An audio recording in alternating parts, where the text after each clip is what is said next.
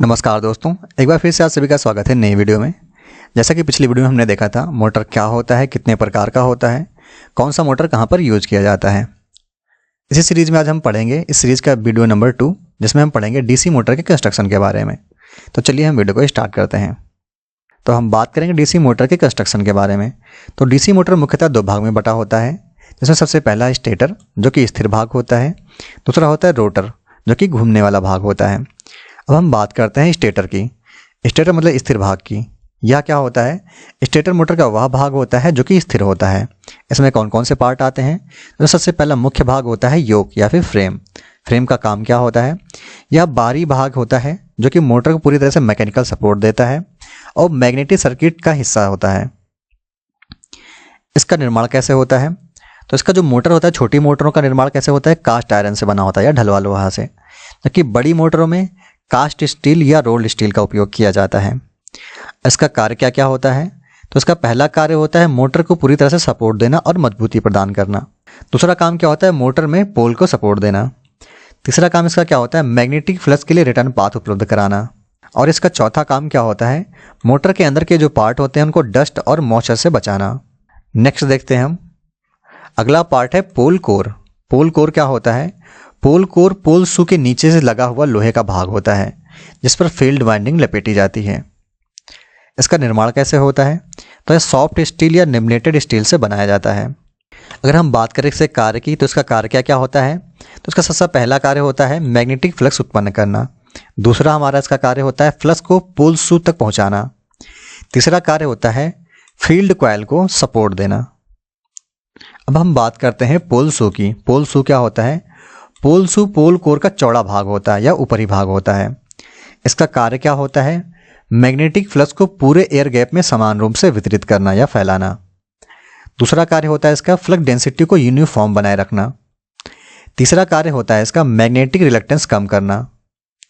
चौथा कार्य होता है इसका फील्ड कॉइल को सपोर्ट देना। इसमें याद रखने वाला पॉइंट है, जो पोल शू होता है हमेशा पोल कोर से चौड़ा होता है। इसका नेक्स्ट पार्ट है फील्ड वाइंडिंग। फील्ड वाइंडिंग क्या होती है? फील्ड वाइंडिंग कॉपर की बनी हुई कॉइल होती है जिसे पोल कोर पर लपेटा जाता है। जिसमें डीसी सप्लाई दी जाती है तब यह इलेक्ट्रोमैग्नेटिक बन जाती है।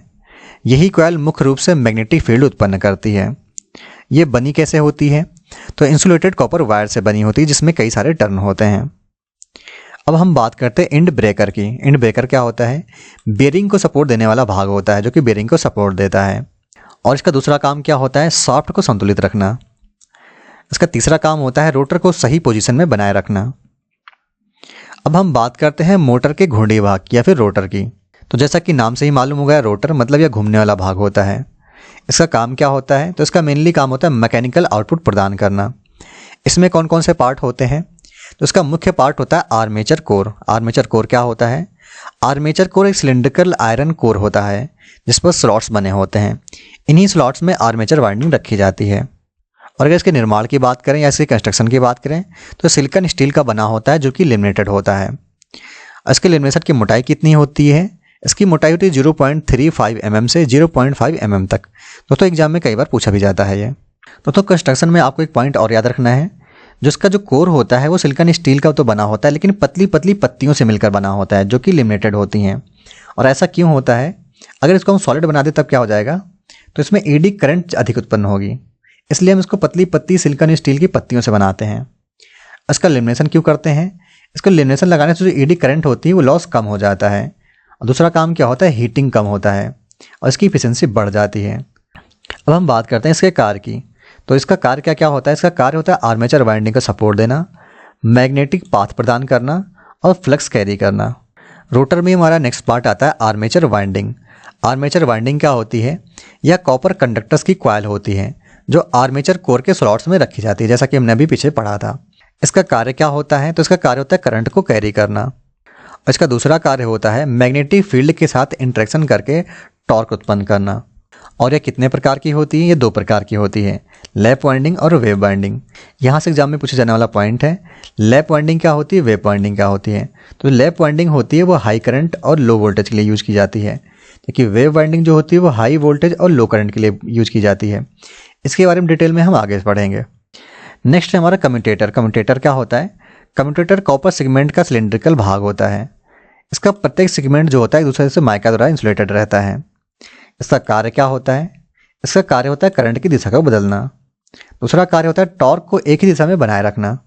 तीसरा कार्य होता है आर्मेचर को डीसी सप्लाई प्रदान करना। इसका निर्माण कैसे होता है? तो इसका निर्माण तो हार्ड ड्रॉन कॉपर द्वारा और माइका द्वारा इंसुलेटेड रहता है। जो हमारा कम्यूटेटर होता है इसको मैकेनिकल रेक्टिफायर भी कहते हैं हम। नेक्स्ट पार्ट हमारा ब्रश। ब्रश क्या होता है? ब्रश हमारा कार्बन या ग्रेफाइट का बना होता है जो कि कम्यूटेटर के ऊपर लगाया जाता है। इसका कार्य क्या होता है? करंट सप्लाई देना, कम्यूटेटर से संपर्क बनाए रखना, रोटेटिंग और स्टेशनरी जो सर्किट होता है उसको जोड़े रखना। ये किस किस चीज़ का बना होता है? तो एक कार्बन का बना होता है और कार्बन ग्रेफाइट का बना होता है और दूसरा केवल ग्रेफाइट का भी बनाया जाता है। अब हम बात करते हैं कार्बन ब्रश का यूज किया जाता है। जो कार्बन ब्रश होता है ये स्पार्किंग कम करता है और लुब्रिकेशन प्रदान करता है, इसलिए हम कार्बन का यूज करते हैं। नेक्स्ट पार्ट हमारा शाफ्ट। शाफ्ट का कार्य क्या होता है? रोटर को घुमाना, मैकेनिकल पावर को बाहर देना। इसका निर्माण किसका होता है? तो हाई कार्बन स्टील का बनाया जाता है। नेक्स्ट पार्ट हमारा बेयरिंग। बेयरिंग का कार्य क्या होता है? रोटर को स्मूथ रोटेशन देना और फ्रिक्शन को कम करना। या किस किस प्रकार के आते हैं? तो बॉल बेयरिंग आती है और रोलर बेयरिंग आती है। अब दोस्तों हम बात करते हैं एयर गैप की। दोस्तों एयर गैप क्या होता है? पोल और आर्मेचर के बीच की दूरी होती है उसको हम एयर गैप कहते हैं। एयर गैप जरूरी क्यों है? अगर इसका एयर गैप छोटा होता है तो क्या प्रभाव पड़ता है और बड़ा होता है क्या प्रभाव पड़ता है, इसके बारे में जान लेते हैं। तो एयर गैप छोटा हम इसलिए रखते हैं ताकि हमारा जो फ्लक्स है अधिक मिले और मैग्नेटाइजिंग करंट कम लगे और एफिशिएंसी हमारी बढ़ जाए। अगर हम एयर गैप बढ़ा देंगे तब क्या होगा? फ्लक्स हमारा घट जाएगा, स्पीड प्रभावित होगी हमारी और टॉर्क कम हो जाएगा और एफिशिएंसी भी कम हो जाएगी। तो दोस्तों आज का ये वीडियो यहीं पे समाप्त होता है। अगर आपको वीडियो अच्छा लगा तो वीडियो को लाइक करें और चैनल को सब्सक्राइब करें। मिलते हैं नेक्स्ट वीडियो में।